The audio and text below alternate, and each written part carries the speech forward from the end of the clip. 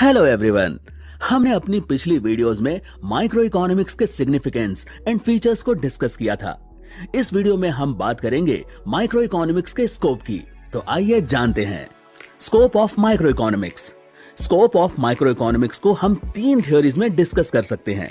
पहला है theory of product pricing. Theory of product pricing ये एक्सप्लेन करती है कि किस तरह किसी इंडिविजुअल कमोडिटी की रिलेटिव प्राइस डिटरमाइन होती है उसके डिमांड और सप्लाई से।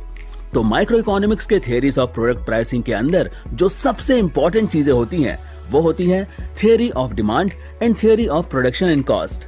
इसी के बेसिस पर किसी प्रोडक्ट का प्राइस डिफाइन किया जाता है। अब बात करते हैं नेक्स्ट पॉइंट की, theory of factors pricing. Micro economics theory of factors pricing से भी डील करता है।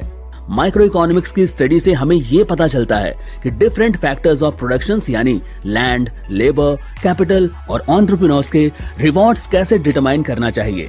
इनके रिवॉर्ड्स की बात करें तो rent for land, wages for labour, interest for capital and profits for entrepreneur, ये सारे रिवॉर्ड्स को डिटरमाइन करना माइक्रो इकोनॉमिक्स के स्कोप में आता है।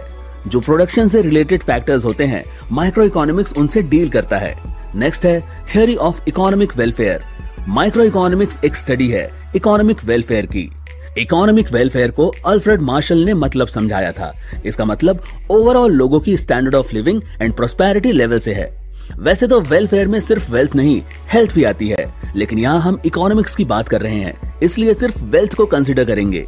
तो थियरी ऑफ इकोनॉमिक वेलफेयर में रिसोर्सेज का एफिशिएंट एलोकेशन करके सोसाइटी की वेलफेयर को मैक्सिमाइज करने पर फोकस होता है। इसमें इस चीज की स्टडी की जाती है कि कैसे किसी पर्टिकुलर कम्युनिटी के प्रोडक्शन के लिए रिसोर्सेज यूटिलाइज होते हैं और फिर कैसे उनका डिस्ट्रीब्यूशन होता है सोसाइटी में। थियोरी ऑफ इकोनॉमिक वेलफेयर में तीन इकोनॉमिक एफिशिएंसीज इन्वॉल्व होती हैं। आइए उनको डिस्कस कर लेते हैं। पहला है एफिशिएंसी इन प्रोडक्शन। देखिए, प्रोडक्शन एफिशिएंसी का मतलब है लिमिटेड रिसोर्सेज को यूज करके मैक्सिमम आउटपुट प्रोड्यूस करना, तभी जाकर प्रोडक्शन को एफिशिएंट कहा जा सकता है। अगर ज्यादा रिसोर्सेज को यूज करके कम आउटपुट निकल रहा हो तो एफिशिएंट नहीं कह सकते। नेक्स्ट एफिशिएंसी है efficiency in consumption. Efficiency in consumption का मतलब है प्रोड्यूस किए गए आउटपुट का प्रॉपर डिस्ट्रीब्यूशन होना चाहिए कंज्यूमर्स के बीच।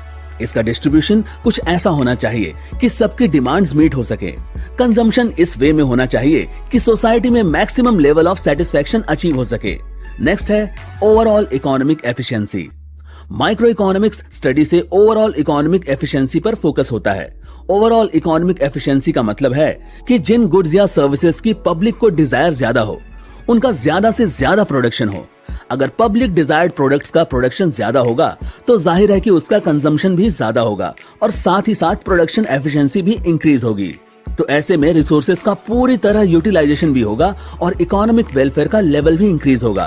तो दोस्तों, हमने माइक्रो इकोनॉमिक्स के स्कोप में जिन पॉइंट्स को डिस्कस किया वो हैं theory of product pricing, theory of factor pricing, theory of economic welfare. Hopefully आपको ये वीडियो समझ में आ गया होगा। If you like this video, do like, comment and subscribe to our channel for more such simple